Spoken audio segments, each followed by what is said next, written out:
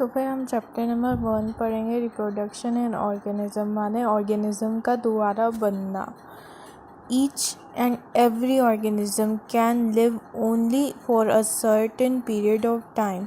तो फिर जो भी इस दुनिया में जीव जंतु ज़िंदा है वो बस कुछ ही समय के लिए ज़िंदा रह सकते हैं।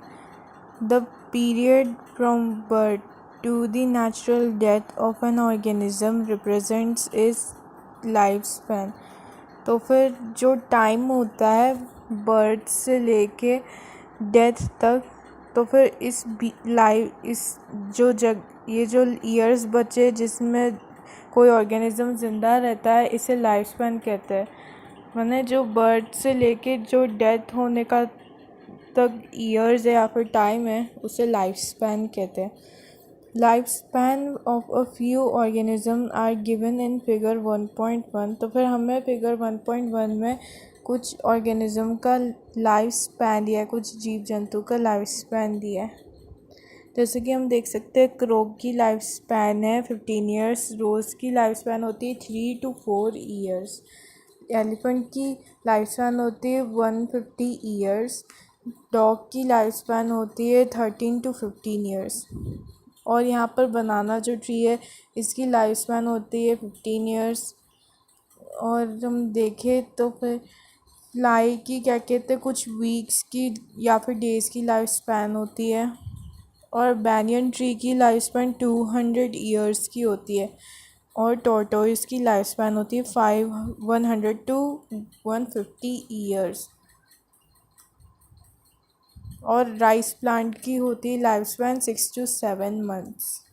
और क्रोकोडाइल की यहाँ पर देखें तो 60 years. Isn't it both interesting and intriguing to note that it may be as short as a few days or as long as a few thousand years? तो फिर ये इंटरेस्टिंग है ना कि कुछ लिविंग ऑर्गेनिज्म या फिर जीव जंतु है वो कुछ दिन के लिए ही बस ज़िंदा रहते हैं, जैसे कि बटरफ्लाई वीक्स तक ज़िंदा रहता है। और कुछ ऐसे जीव जंतु है जो थाउजेंड्स ऑफ ईयर्स तक ज़िंदा रह पाते हैं। Between as a few days और as long as a few thousand years. Between these two extremes are the lifespans of most other living organisms। तो फिर ये जो few days या फिर few thousand years के बीच में ही जो जीव जंतु इस दुनिया में रहते हैं उनका लाइफ स्पैन है। You may note that lifespans of organisms are not necessarily correlated with their size। तो फिर हमने जैसे कि नीचे देखा कि लाइफ स्पैन जो होती है ऑर्गेनिज्म की वो उसकी साइज़ पे डिपेंड नहीं करता। जैसे क्रो और पैरट दोनों सेम साइज़ के होते हैं पर उनके ईयर्स में कितना डिफरेंस है। पैरट का है 140 ईयर्स ज़िंदा रहने का और क्रो का है 15 ईयर्स ज़िंदा रहने के लिए। तो फिर ये साइज़ पे मैटर नहीं करता किसी की लाइफ स्पैन।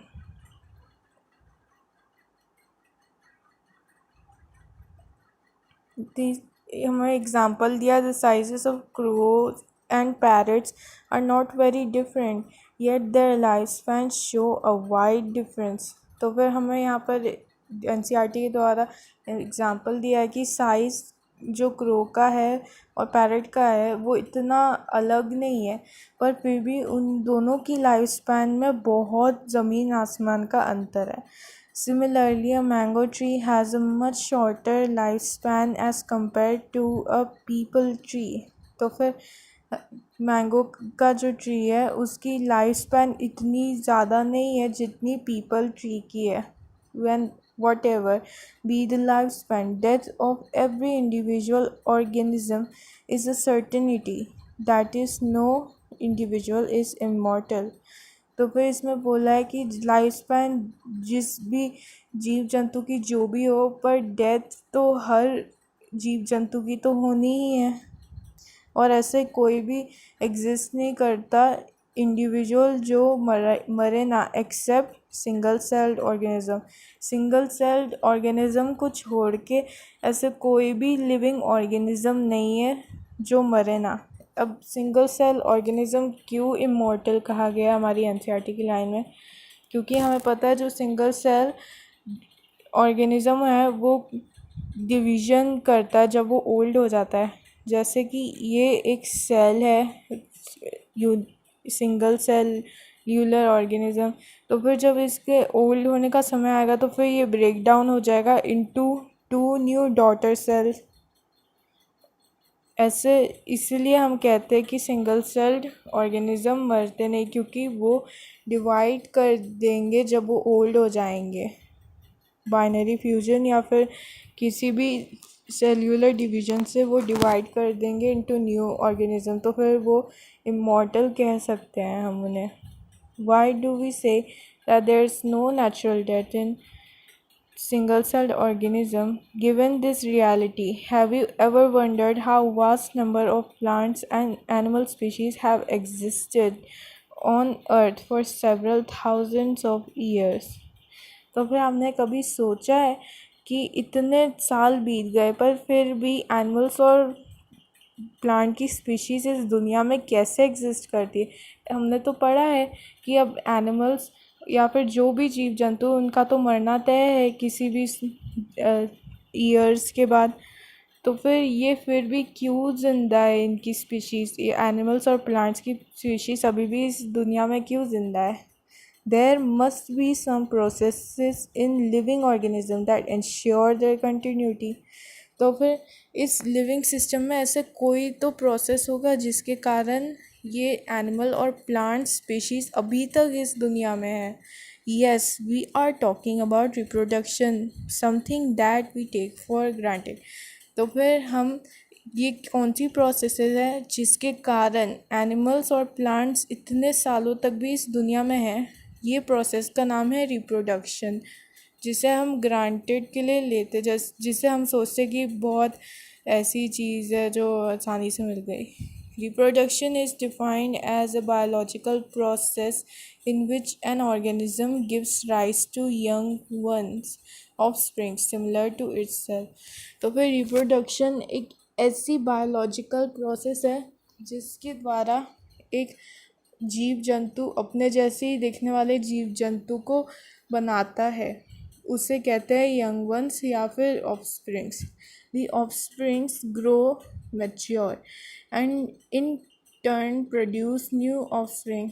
तो फिर अब ये जो न्यू इंडिविजुअल बना है रिप्रोडक्शन के कारण, ये बड़ा होगा न्यूट्रिशन लेके और फिर एक सर्टेन पीरियड के बाद मैच्योर होगा, और फिर मैच्योर होने के बाद फिर ये न्यू ऑफस्प्रिंग्स बनाएगा, मतलब अपने जैसे दिखने वाले ऑर्गेनिज्म को बनाएगा। Thus there is a cycle of birth, growth and death. तो फिर हम कह सकते हैं कि ये एक साइकिल चल रहा है, जैसे कि कोई न्यू जीव जंतु पैदा हुआ, वो बड़ा हुआ, उसने न्यू ऑफस्प्रिंग्स दिए और फिर वो मर गया क्योंकि उसकी लाइफ स्पैन उतनी थी। तो फिर एक साइकिल जैसे चलता है। Reproduction enables the continuity of species generation after generation. तो फिर रिप्रोडक्शन के कारण ही कोई स्पीशीज़ जनरेशन आफ्टर जनरेशन इस दुनिया में एग्जिस्ट करती है, क्योंकि अगर रिप्रोडक्शन ना होता तो फिर उसकी स्पीशीज़ भी सब मर जाती, क्योंकि सबका एक सर्टेन लाइफ स्पैन है।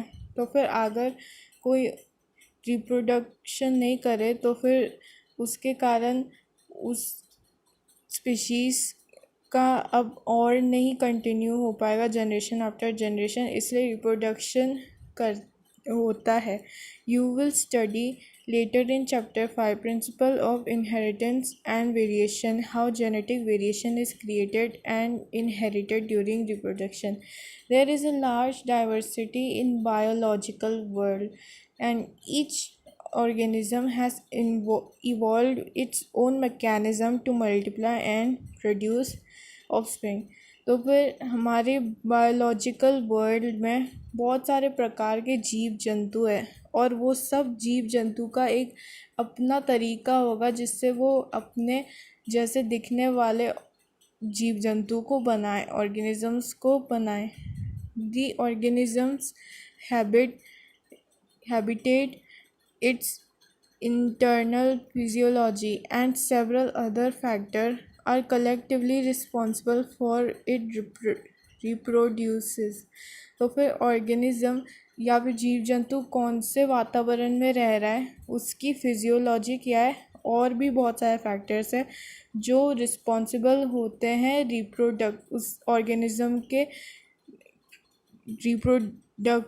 रिप्रोड्यूस करने के मैकेनिज़्म को बनाने में, based on whether there is participation of one organism और इन प्रोसेस ऑफ रिप्रोडक्शन और two in the process of reproduction. तो फिर रिप्रोडक्शन में एक ऑर्गेनिज्म भी हो सकता है और दो ऑर्गेनिज्म भी हो सकते हैं, जिससे न्यू organisms produce हो। When offspring is produced by a single parent with or without the involvement of gamete formation, तो फिर ऐसे जीव जंतु जिसमें से एक ही पेरेंट इन्वॉल्व होता है और वो हमने जैसे दिखने वाले जीव जंतु को बना सकता है गैमेट के भी साथ और बिना गैमेट बना के भी। दी रिप्रोडक्शन इज़ एसेक्सुअल, तो फिर जिसमें एक पेरेंट का इन्वॉल्व होता है उसके जैसे जीव जंतु बनाने के लिए, तो उसे एसेक्सुअल रिप्रोडक्शन कहते हैं। When two parents of opposite sex participate in the reproduction process and also involve formation of male and female gamete is it it is called sexual reproduction। अब जब दो डिफरेंट पेरेंट्स रिप्रोडक्शन करे जिससे उनके जैसे दिखने वाला ऑर्गेनिज्म बने, तो वह उसे सेक्सुअल रिप्रोडक्शन कहेंगे। अब सेक्सुअल रिप्रोडक्शन में दो पेरेंट्स होते हैं जिनका अपोजिट सेक्स होता है, माने मेल और फीमेल, ये दोनों अपोजिट सेक्स हो गए। और फिर मेल गैमेट बनाता है स्पर्म और फीमेल बनाती है ओवम। तो फिर ये जब गैमेट्स ये दोनों अलग अलग सेक्स के अलग अलग गैमेट्स फ्यूज़ करते हैं और फिर न्यू ऑर्गेनिज्म बनाते हैं, तो इसे सेक्सुअल रिप्रोडक्शन कहते हैं। इस मेथड को asexual reproduction। In this method, a single individual parent is capable of producing offspring। तो फिर asexual reproduction में एक ही पेरेंट काबिल होता है अपने जैसे दिखने वाले जीव जंतु को बनाने के लिए। As a result, the offspring that are produced are not only identical to one another but are also exact copies of their parent। तो फिर क्योंकि एक ही पेरेंट अपने जैसे दिखने वाले जीव जंतु को बनाता है, इसमें कोई वेरिएशन नहीं आती है क्योंकि वो एक ही सेल डिवाइड कर रहा है अब, और वो एक ही सेल डिवाइड करके अपने जैसे दिखने वाला दूसरा सेल बना रहा है। तो फिर इसलिए इसमें जो उसकी कॉपी होगी, माने जो उसका ऑफस्प्रिंग होगा पेरेंट का, वो पेरेंट के बिल्कुल एग्जैक्ट कॉपी होगा और आइडेंटिकल होगा।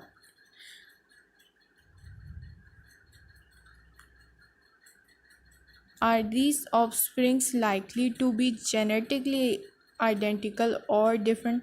तो फिर हमसे पूछा जो एसेक्सुअल रिप्रोडक्शन में जो ऑर्गेनिज्म बनते हैं सेल डिवीजन से, तो फिर वो अपने पेरेंट के तो दिखने में आइडेंटिकल तो होते पर वो क्या जेनेटिकली भी आइडेंटिकल होते हैं।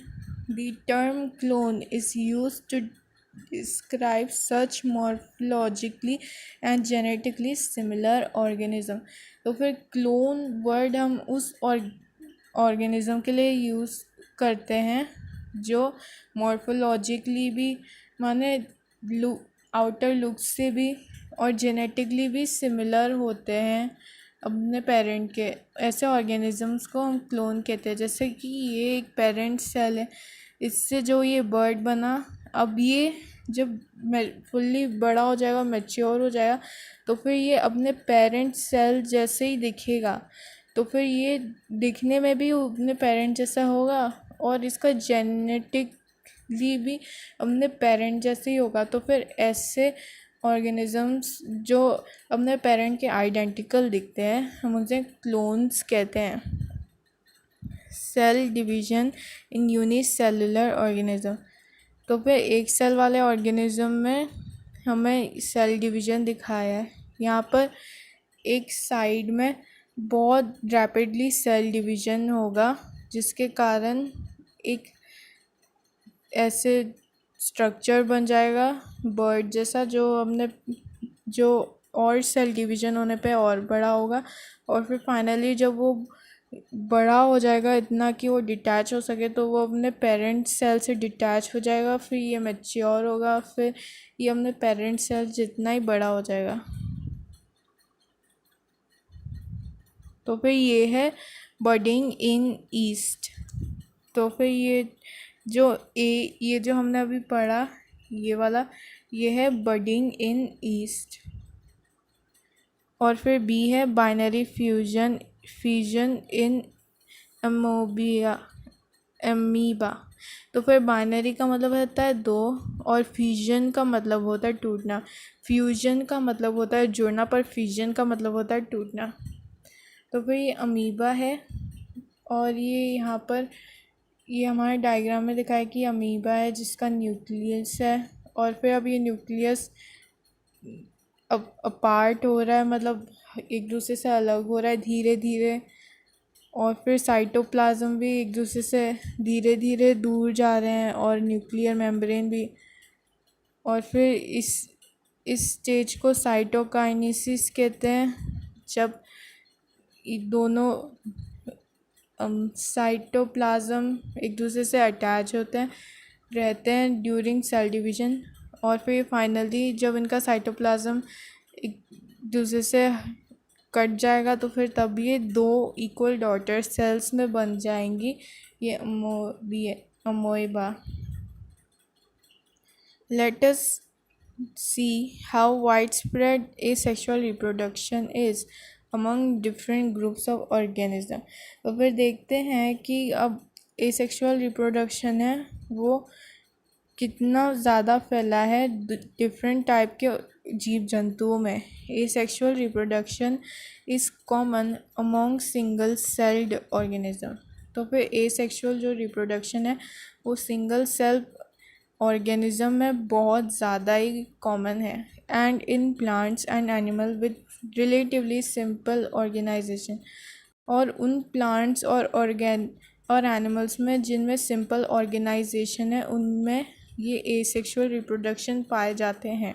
In protist and Monera, the protist माने यूकैरियोटिक सेल्स, और मोनेरा मतलब बैक्टीरिया। दी ऑर्गेनिज्म और the plant cell divides into two to give rise to new individual.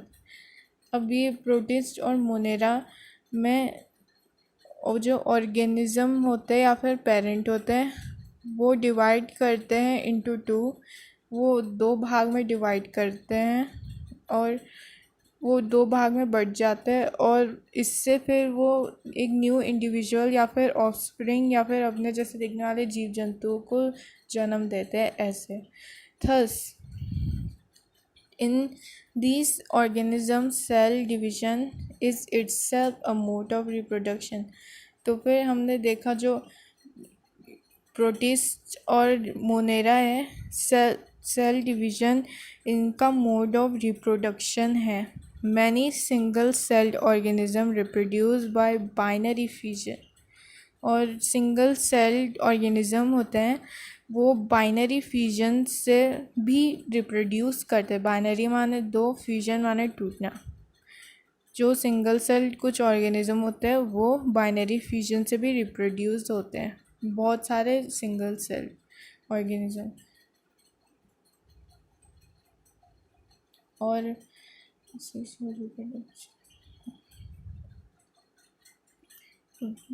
where a cell divides into two halves and each rapidly grows into an adult.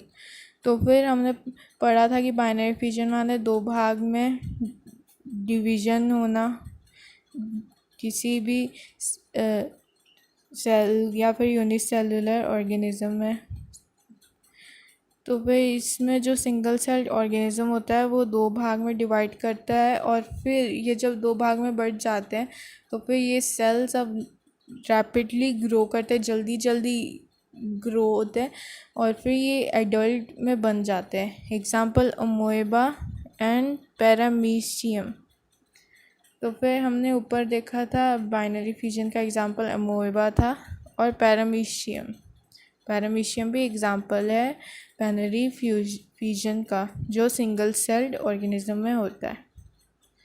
In East, the division is unequal and small birds are produced that remain attached initially to parent cell which eventually gets separated and mature into new yeast organisms cells। तो फिर जो east में है वो unequal division होता है क्योंकि उसमें जो बर्ड्स बनते हैं वो स्मॉल ही रहते हैं और पेरेंट का साइज़ यहाँ पर बड़ा रहता है और बर्ड का साइज़ स्मॉल रहता है। तो फिर ये जो बर्ड है फिर जब मैच्योर हो जाता है, जब वो उतना बड़ा हो जाता है कि सेपरेट हो पाए अपने पेरेंट से, तो फिर ये सेपरेट हो जाएगा और फिर ये खुद एक न्यू ईस्ट ऑर्गेनिज्म या फिर सेल में मैच्योर बन जाएगा, मैच्योर होके न्यू ईस्ट ऑर्गेनिज्म बनेगा या फिर ईस्ट सेल बनेगा। Members of kingdom fungi and simple plants such as algae reproduce through special asexual reproductive structure। तो फिर जो मेंबर्स होते हैं फंजाई के और सिंपल प्लांट्स के, जैसे कि एल्गे एक सिंपल प्लांट का एग्जांपल है, वो रिप्रोड्यूस करते through special asexual reproductive structure. तो फिर ये कुछ स्पेशल डिफरेंट टाइप के एसेक्सुअल रिप्रोडक्टिव स्ट्रक्चर से रिप्रोड्यूस होते हैं माने बनते हैं। एक यहाँ पर दिया है फिगर 1.3, ये है एसेक्सुअल रिप्रोडक्टिव स्ट्रक्चर्स हमें दिखा रहा है। ज़ूस्पोर्स ऑफ चाइमेडोनोमस। तो फिर इसमें क्या हो रहा है, एक सेल के अंदर बहुत सारे सेल्स प्रोड्यूस हो रहे हैं और फिर वो इतने सारे प्रोड्यूस हो गए कि वो उस सेल के अंदर से फूट गए, ब्लास्ट हो गए और फिर फाइनली बाहर निकल गए ऐसे। तो फिर मान लो कि ये एक मैच्योर सेल है तो इसके अंदर बहुत सारे और सेल्स एसेक्सुअली बनेंगे और फिर ये जब एकदम बहुत बड़ा हो जाएगा, मतलब सेल की मात्रा इसके अंदर ज़्यादा हो जाएगी, तो फिर ये ब्लास्ट हो जाएगा और जैसे इस सेल से निकल रही है बहुत सारी सेल, ये वैसे ही निकलेगी बहुत सारी सेल्स और फिर ये एक न्यू ऑर्गेनिज्म में बन जाएगी जब ये मैच्योर हो जाएगी तो, या फिर न्यू सेल मैच्योर सेल्स बन जाएंगी ये। तो फिर ये था ज़ूस्पोर्स इन चिलामाइडोमोनास, ये थे ज़ूस्पोर्स। Conidia of Penicillium. तो फिर ये कोनिडिया है जिसके कारण न्यू ऑर्गेनिजम्स बनते हैं ऐसे एसेक्सुअली न्यू ऑर्गेनिजम्स या फिर ऑफस्प्रिंग्स कोनिडिया की हेल्प से बनते हैं इन पेनिसिलियम। और बर्ड्स इन हाइड्रा। तो फिर ये जो हाइड्रा है इसमें यहाँ पर सेल डिवीज़न हो रहा है, यहाँ पर मान लो यहाँ पर सेल डिवीज़न होगा, फिर ये सेल डिवीज़न एक बल्ब में बन जाएगा, फिर ये और डिवाइड करेगा और फिर ये ऐसे बन जाएगा एक बर्ड जितना बड़ा हो जाएगा, फिर ये और डिवाइड करेगा और ये तब तक डिवाइड करेगा जब तक ये बढ़ ना जाए और फिर जब ये बर्ड डिटैच होने के लिए रेडी हो जाएगा तो फिर डिटैच हो जाएगा, और फिर ये जब मैच्योर होगा तो फिर खुद से अब एडल्ट हाइड्रा बन जाएगा। और गैम्यूल्स इन स्पंज, तो फिर गैम्यूल्स है यहाँ पर, ये जो है ये सेल्स, ये जब मैच्योर करते हैं तो फिर ये बाहर निकलते हैं, और फिर ये जब सेल्स बाहर निकलते हैं तो फिर इसमें बहुत सारे रैपिड डिवीजन होते हैं, और फिर जब ये बाहर निकलते हैं तो फिर ये बड़े होके मैच्योर गैम्यूल्स बन जाते हैं। और फिर ऐसे रिप्रोडक्शन, एसेक्सुअल रिप्रोडक्शन, ये जो हमने अभी पढ़ा था ये एसेक्सुअल रिप्रोडक्शन स्ट्रक्चर थे जो हमें देखने को मिलते हैं कुछ सिंपल स्ट्रक्चर प्लांट्स में, और कुछ सिंपल स्ट्रक्चर एनिमल प्लांट्स में, जो ये रिप्रोडक्टिव स्ट्रक्चर दिखते हैं। Members of fungi and simple plants such as algae reproduces through ये the most common structures are zoospores that are usually microscopic motile structure। तो फिर ये जो जूस्पोर्स है ये बहुत छोटे होते हैं और ये मोटाइल होते हैं, मतलब ये हिल सकते हैं, घूम फिर सकते हैं, मूव कर सकते हैं, तो फिर ये मोटाइल स्ट्रक्चर्स हैं zoospores. Other common asexual reproductive structures are conidia, penicillium. तो फिर और जो कॉमन एसेक्सुअल रिप्रोडक्टिव स्ट्रक्चर है उसका नाम है कोनिडिया। यहाँ पर जो हमने देखा था ये जो पेनिसिलियम में प्रेजेंट होता है। और buds in hydra and gemmules in sponge, तो फिर गैम्यूल्स जो होते हैं स्पंज में, तो फिर उसके कारण न्यू स्पंज बन पाते हैं, मतलब स्पंज जैसे दिखने वाले ही फिर और ऑर्गेनिजम्स प्रोड्यूस होते हैं। You have learned about vegetative reproduction in plants in class 11th. What do you think is vegetative reproduction also a type of reproduction? Why do you say so? In the term clone is the term clone applicable to offsprings formed by vegetative reproduction? तो फिर ये जो question अभी पूछा गया है इसके answer यहाँ पर नीचे है। While in animal and other simple organisms, the term asexual is unambiguously. In plants, the term vegetative reproduction is frequently used. तो फिर हम अगर एनिमल्स की बात करें तो फिर एसेक्सुअल रिप्रोडक्शन कहा जाता है एसेक्सुअली रिप्रोड्यूसिंग ऑर्गेनिजम्स को। पर अगर हम प्लांट्स में एसेक्सुअल रिप्रोडक्शन कहें तो फिर एसेक्सुअल रिप्रोडक्शन का मतलब वेजिटेटिव रिप्रोडक्शन होता है, मतलब वेजिटेटिव रिप्रोडक्शन हम कहते हैं इन प्लांट्स अगर हम उसे एसेक्सुअल रिप्रोडक्शन कहना चाहें तो। In plants the units of vegetative propagation such as runner, rhizome, sucker, tuber, offset, bulb are all capable of giving rise to offspring। तो फिर जो वेजिटेटिव रिप्रोडक्शन करने में हेल्प करते हैं तो फिर उन प्लांट के यूनिट्स को हम कहते हैं वेजिटेटिव प्रोपगेशन। और वेजिटेटिव प्रोपगेशन होते उसका एग्जांपल हमें दिया है runner, rhizobium, sucker, tuber, offsets और बल्ब। अब हम इसे डायग्राम में देखने की कोशिश करते हैं। तो फिर हम जैसे कि आई देख सकते हैं पोटैटो में, ये एसेक्सुअली रिप्रोड्यूस हुआ है तो फिर हम इसे वेजिटेटिव प्रोपगेशन कहेंगे या फिर वेजिटेटिव रिप्रोडक्शन कहेंगे, वेजिटेटिव रिप्रोडक्शन। नोड्स और बल्ब्स इन जिंजर,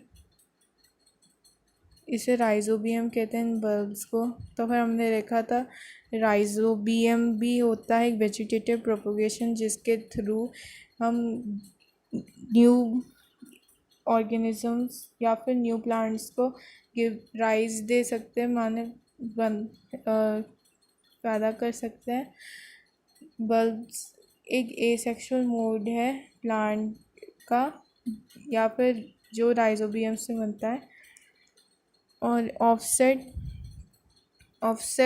हेल्प करता है एसेक्सुअल रिप्रोडक्शन प्लांट्स में। और यहाँ पर लिखा है ऑल्टर एडवेंटिजियस बर्ड्स। और ये लास्ट वाला दिया है लीफ बर्ड ऑफ ब्रायोफाइट्स। नहीं, यहाँ पर लिखा है bulbil of agave but are all capable to give rise to new offspring. तो वही ये जो भी हमने अभी स्ट्रक्चर्स स्टडी किए, ये राइजोबियम जो होता है जिंजर में, और ये जो आइज़ होती है पोटैटो में, और ये ऑफसेट होता है, और जो भी हमने पढ़ा है ये सब ये सब पैदा कर सकती है अपने जैसे दिखने वाले स्पीशीज़ को। और इसमें कोई मेल और फीमेल गैमेट का फ्यूजन भी नहीं हुआ, तो फिर इससे हम एसेक्सुअल रिप्रोडक्शन कह सकते हैं इन प्लांट्स। और एसेक्सुअल रिप्रोडक्शन इन प्लांट्स को कहते हैं vegetative reproduction. The structure are called vegetative propagules. तो फिर ये जो हमने स्ट्रक्चर्स स्टडी किए जो है runner, sucker, rhizobium, tuber, offset, bulb, ये सब वेजिटेटिव प्रोपग्यूल्स कहलाते हैं। माने वेजिटेटिव प्रोपग्यूल्स एक ऐसे स्ट्रक्चर होते हैं जिसके कारण हम एसेक्सुअली उस प्लांट जैसे दिखने वाले उसके जैसे ही दिखने वाले अदर प्लांट को बना सके, रिप्रोड्यूस कर सके। तो फिर ऐसे स्ट्रक्चर्स को कहते हैं vegetative propagules. Obviously since the formation of the structure does not involve two parents, the process involve is asexual. तो फिर अभी जो हमने ऊपर पढ़ा तो इसमें कहीं पर भी मेल और फीमेल गैमेट का प्रोडक्शन नहीं हुआ और वो फ्यूजन भी नहीं हुआ। तो फिर ये हेंस कहलाता है एसेक्सुअल मोड, जिससे प्लांट्स रिप्रोड्यूस करते हैं। You must have heard about the scorch of water bodies और अबाउट टेरर ऑफ बंगाल। तो फिर क्या आपने सुना है टेरर ऑफ बंगाल के बारे में? There is nothing but aquatic plant water hyacinth, which is one of the most invasive weeds found growing where there is standing water। तो फिर जो स्टिल वाटर होता है उसमें ये वीड जिसका नाम है वाटर हयाकिन, ये एक वीड होता है जो ग्रो करता है ऐसे पानी में जो फ्लो नहीं हो रहा रहता है, एक जगह में रुका होता है। तो फिर जो एक जगह में रुका होता है वाटर, उससे स्टैंडिंग वाटर कहते हैं। तो फिर स्कॉच का मतलब वो चीज़ होती है जो बहुत परेशानी क्रिएट करती है। तो फिर इसमें हमसे बोला है कि आपने क्या सुना है एक ऐसी चीज़ जो वाटर बॉडीज़ को बहुत परेशान करती है, या फिर टेरर ऑफ बंगाल। तो फिर इन्वेसिव का मतलब ये होता है कि जो चीज़ बहुत जल्दी से फैलती है। तो फिर ये वाटर हाइकिंथ एक ऐसा वीड है जो बहुत जल्दी से पूरे पानी में रैपिडली फैल जाता है। Wherever there is standing water, तो फिर जो स्टिल वाटर होता है उसमें ये पाए जाते हैं। It drains oxygen from the water which leads to death of fishes. तो फिर ये वीड जब ग्रो करता है तो फिर ये बहुत सारा ऑक्सीजन पानी से खींच लेता है, जिसके कारण जो फ़िश है जो ऑक्सीजन यूज़ करती थी ज़िंदा रहने के लिए वो मर जाती, क्योंकि उन्हें ऑक्सीजन नहीं मिलता ज़िंदा रहने के लिए। You will learn more about it in chapter 13 and 14.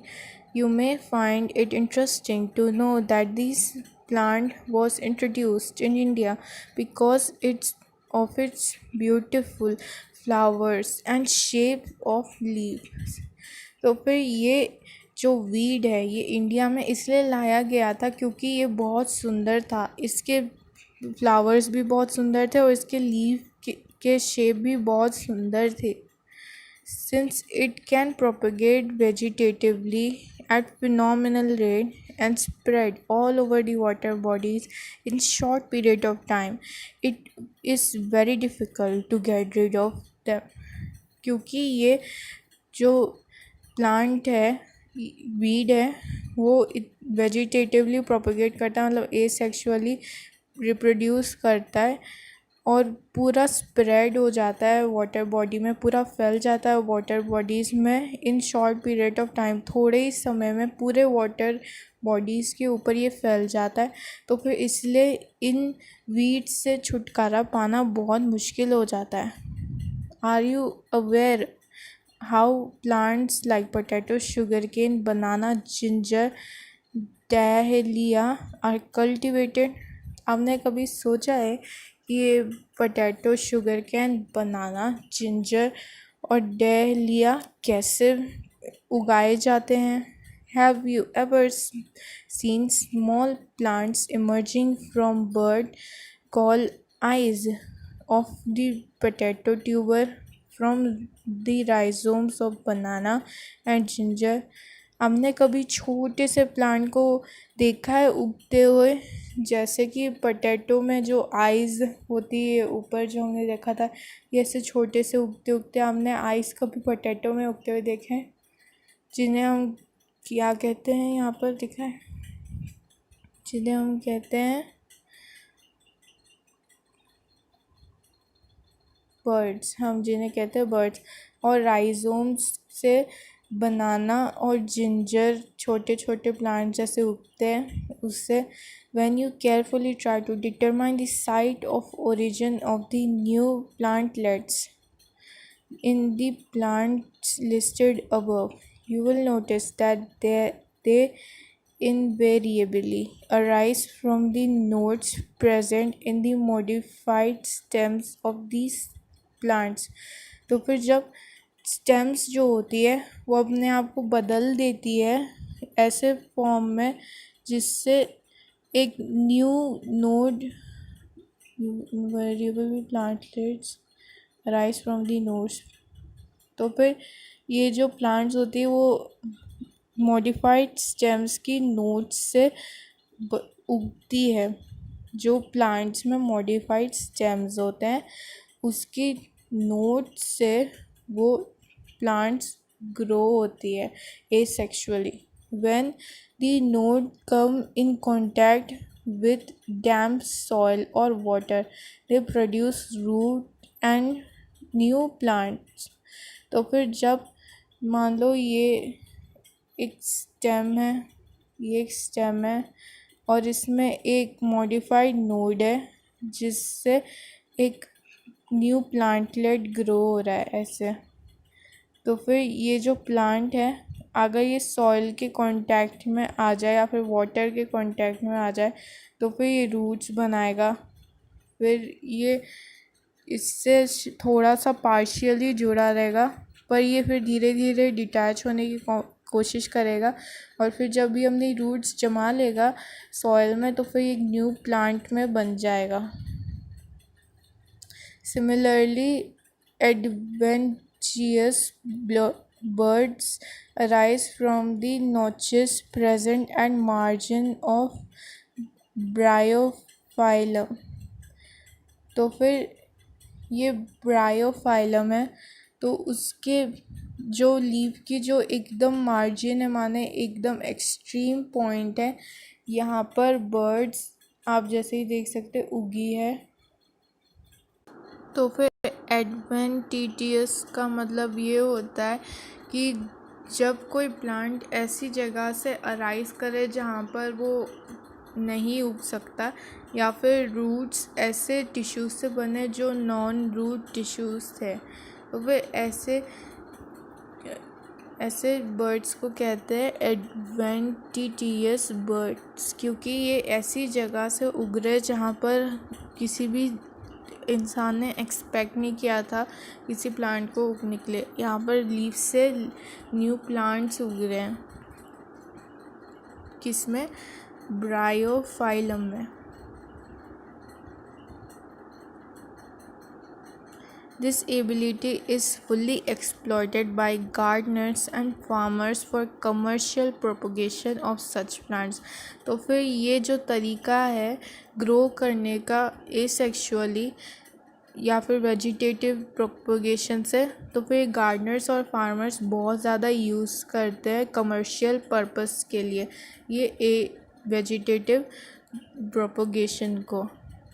It is interesting to note that asexual reproduction is the common method of reproduction in organisms that have relatively simple organization, like algae and fungi, that they shift to sexual mode of reproduction just before the onset of adverse conditions। तो फिर ये बहुत interesting fact है जिसे हमें note करना चाहिए कि एसेक्सुअल रिप्रोडक्शन बहुत कॉमन मेथड है रिप्रोड्यूस करने का किसी भी ऑर्गेनिज्म को, दैट जो रिलेटिवली सिंपल ऑर्गेनाइजेशन के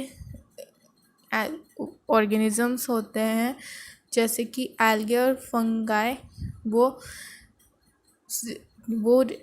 ये सेक्सुअली रिप्रोड्यूस करते हैं, पर वो सेक्सुअली रिप्रोड्यूस तब करते हैं जब उनको फेवरेबल कंडीशन नहीं मिले, तब वो एसेक्सुअल रिप्रोडक्शन यूज़ करते हैं। Find out how sexual reproduction enable this organisms to survive during unfavourable condition. Why is sexual reproduction favoured over such conditions. तो फिर हमें पता है कि सेक्सुअल रिप्रोडक्शन परमिट करता है वेरिएशंस आने के लिए जो हेल्प करे ऑर्गेनिज्म को उस वेरिएशन के कारण डिफरेंट हैबिटेट में लिव करने के लिए। तो फिर इसलिए जब भी अनफेवरेबल कंडीशन आती है किसी भी ऑर्गेनिज्म के लिए simple structure simple organisation organism में, तो फिर तब ताकि वो वेरिएशन इनहेरिट करके फिर वो जी सके, तो फिर इसलिए सेक्सुअल रिप्रोडक्शन होते हैं। जैसे कि मान लो कोई ऑर्गेनिज्म ठंडे क्लाइमेट में रहता था, अब उसे गर्म क्लाइमेट में शिफ्ट कर दे तो फिर वो जी नहीं पाएगा, तो फिर इसलिए सेक्सुअल रिप्रोडक्शन होते हैं ताकि वो वेरिएशंस कॉज करे, वेरिएशंस ऐसे जिससे वो उस चेंज को अपने अंदर हैबिट कर सके, उस चेंज के कारण वो तब भी ज़िंदा रहे।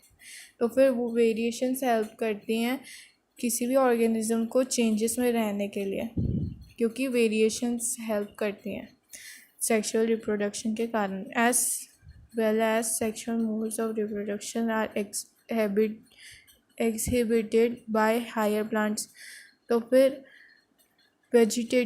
एसेक्सुअल, तो फिर प्लांट्स में हमें देखने को मिलता है एसेक्सुअल रिप्रोडक्शन और सेक्सुअल रिप्रोडक्शन भी। एसेक्सुअल माने वेजिटेटिव रिप्रोडक्शन हमें देखने को मिलता है और सेक्सुअल मोड्स ऑफ रिप्रोडक्शन भी देखने को मिलता है प्लांट्स में।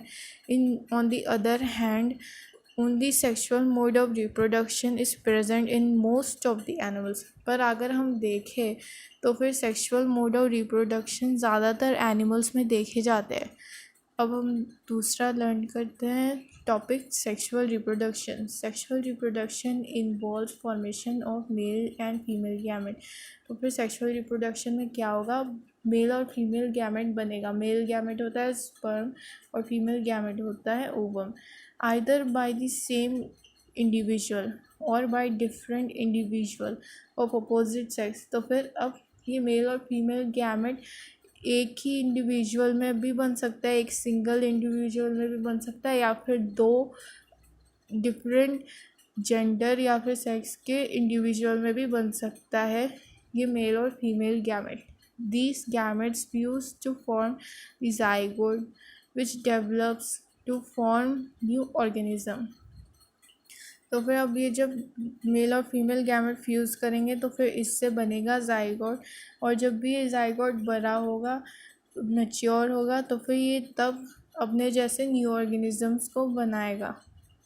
ये विद दी हेल्प अपने आप भी बना सकता है या फिर इसे कहते हैं अगर ये डायोशियस हो तो फिर इसको दूसरे अपने जैसे ही अपोजिट सेक्स के ऑर्गेनिज्म की ज़रूरत पड़ेगी न्यू ऑर्गेनिज्म बनाने के लिए। It is an elaborate complex and slow process as compare to a sexual reproduction.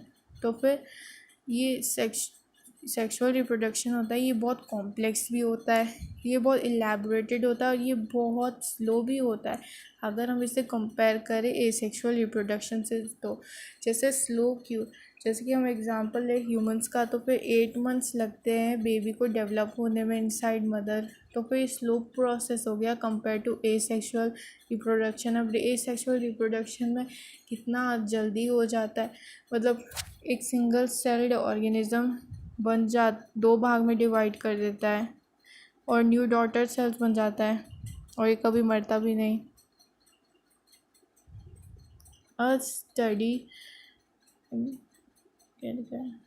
because of the fusion because of the fusion of male and female gametes, sexual reproduction results in offspring that are not identical to the parents or amongst themselves।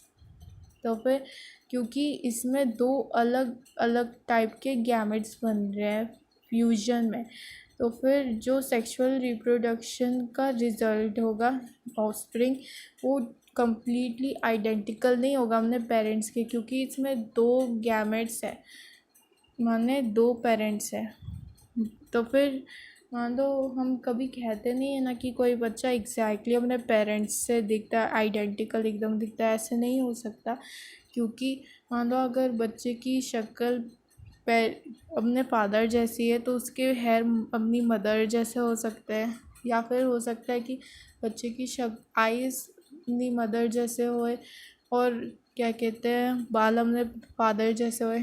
तो फिर हम किसी भी जो क्या कहते हैं दो तरह के गैमेट से फ्यूज़ हुए वाले ऑर्गेनिज्म है उसमें दो टाइप के जेनेटिक मटेरियल है, तो फिर इन दोनों टाइप के जेनेटिक मटेरियल का मिक्सअप हो गया, इसलिए ये कम्प्लीटली आइडेंटिकल नहीं होगा ऑफस्प्रिंग अपने पेरेंट्स के, क्योंकि इन दोनों का एडिशन होगा ऑफस्प्रिंग में।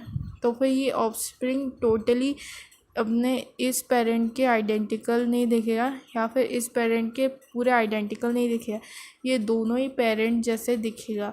तो फिर दोनों ही पेरेंट जैसे दिखा इसका मतलब इसमें वेरिएशन हो गया, क्योंकि हमने मम्मी जैसे भी दिखेगा अपने पापा जैसे भी दिखेगा, तो फिर ये वेरिएशन हो गया। तो फिर इसीलिए कोई भी ऑफस्प्रिंग जो सेक्सुअल रिप्रोडक्शन से बना हो वो कभी भी अपने पेरेंट के आइडेंटिकल नहीं होता ड्यू टू वेरिएशंस।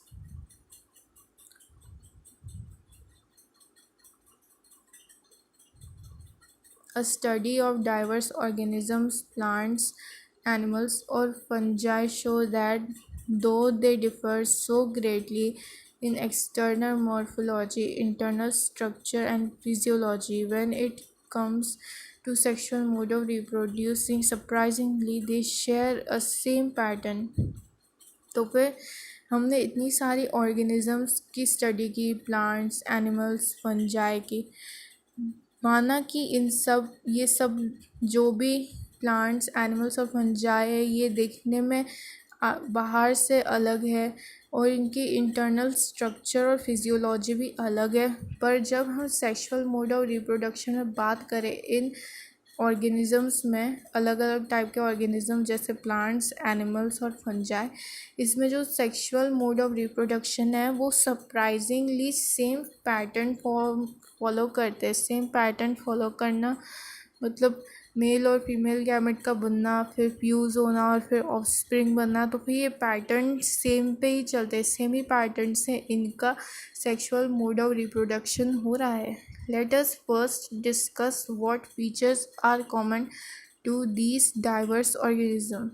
तो फिर अब हम डिस्कस करें कि ऐसे कौन से फीचर्स है जो इतने भी अलग होने के कारण ऑर्गेनिज्म में सेम है, मतलब सेक्सुअली मोड ऑफ रिप्रोडक्शन। तो फिर हम ये देखेंगे, all organisms have to reach a certain stage of growth and maturity in their life. तो फिर जो भी ऑर्गेनिजम्स जो ज़िंदा है और जी रहे हैं उनको उनका एक सर्टेन पीरियड ऑफ स्टेज आएगा जिसमें वो ग्रो होंगे, माने बड़े होंगे और मैच्योर होंगे अपनी ज़िंदगी में, before they can reproduce sexually. वो सेक्शुअली रिप्रोड्यूस होने के पहले बड़े ग्रो होंगे और मैच्योर होंगे। The that period of growth is called the juvenile phase. It is as it is known as vegetative phase in plants. तो फिर जब कोई ऑर्गेनिज़म मैच्योर होता है, हमने सर्टेन पीरियड ऑफ टाइम में ग्रो और मैच्योर करता है बिफोर वो सेक्सुअली रिप्रोड्यूस करे, तो उस फेज़ को कहते हैं जुवेनाइल फेज़, और प्लांट्स में उसे कहते हैं vegetative phase. The phase is variable duration in different organism. तो फिर अलग अलग ऑर्गेनिज्म में ये जुवेनाइल और वेजिटेटिव फेज़ डिफरेंट होगा। The end of juvenile phase, vegetative phase, which marks the beginning of the reproductive phase, can be seen easily in the higher plants when they come to flower. तो फिर जब and होता है juvenile या फिर vegetative phase का, ये mark करता है बिगिनिंग ऑफ रिप्रोडक्टिव फेज़, जब वो रिप्रोड्यूस करे वो ऑर्गेनिज़म। और ये इजीली देखा जा सकता है हायर प्लांट्स में जब फ्लावर्स आते हैं। How long does it take for marigold, rice, wheat, coconut, mango plant to come to flower? तो फिर फ्लावर बनने के पहले जो फेज़ है उसे हम जुवेनाइल फेज़ कहते हैं प्लांट्स में, मतलब वेजिटेटिव फेज़ कहते हैं प्लांट्स में। और जब वो फ्लावर बन जाता है तो फिर तब हम उसे बिगिनिंग कह सकते हैं रिप्रोडक्टिव फेज़ के, क्योंकि अब फ्लावर तो बन गया तो फिर अब मेल और फीमेल गैमेट फ्यूज़ होंगे। तो फिर जब फ्लावर पूरी तरीके से बन जाता है तो फिर उसे हम कहेंगे एंड ऑफ जुवेनाइल फेज़, और जुवेनाइल फेज़ के बाद ही रिप्रोडक्टिव फेज़ स्टार्ट होगा। और हम इसे देख सकते हैं ईजिली हायर प्लांट्स में, क्योंकि हमें फ्लावर देखने को मिलते हैं हायर प्लांट्स में।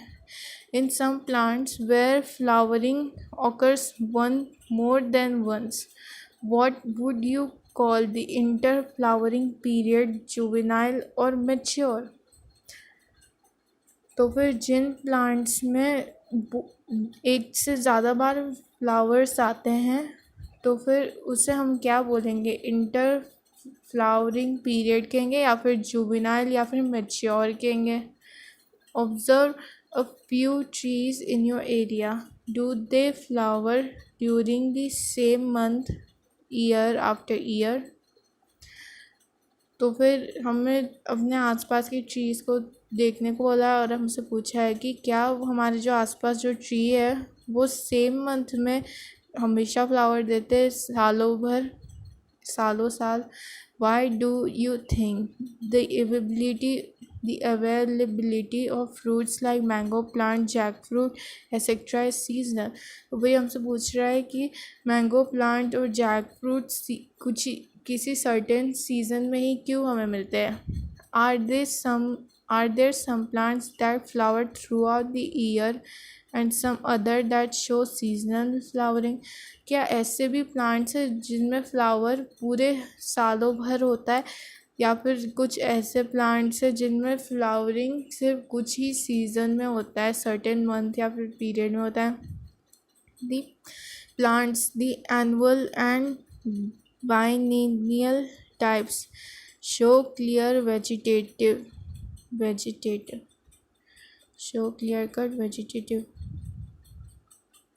reproduce